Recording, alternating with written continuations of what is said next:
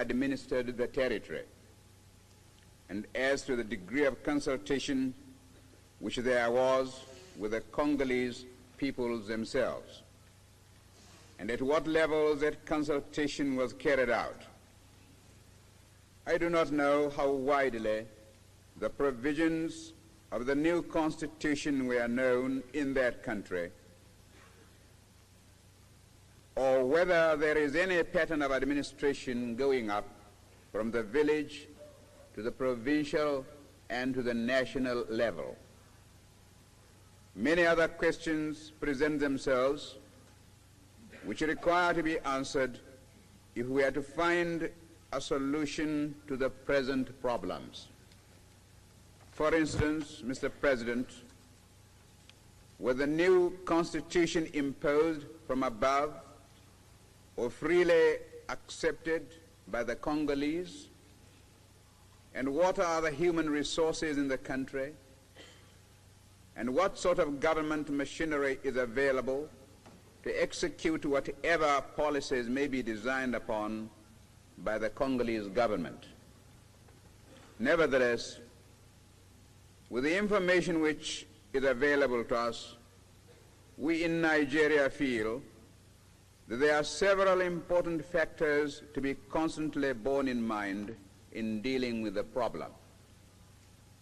The first of these is that Africa must not be allowed to become a battleground in the ideological struggle. For this reason, the Congo situation must be a matter to be dealt with primarily by African states at the political level.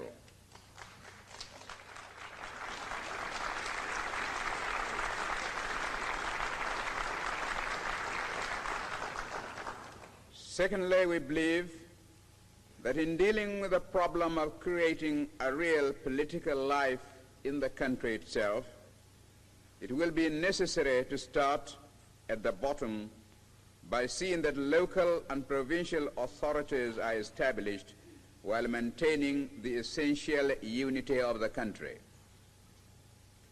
We also believe that the Congolese people were right to appeal to the United Nations organization for help and advice in rebuilding their country rather than to turn to any individual power. Until achieving our own independence, we have hesitated to add our voice to the general discussion about the Congo, lest we should merely add to the confusion. But now, Mr. President, I feel that it is my duty to put before you and to ask for your sympathetic consideration of the possible solutions which have suggested themselves to us. We warmly applauded the immediate response of the United Nations organization to the Congolese disaster.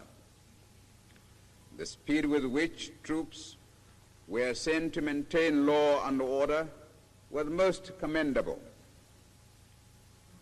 But the mere sending of armed forces is not enough.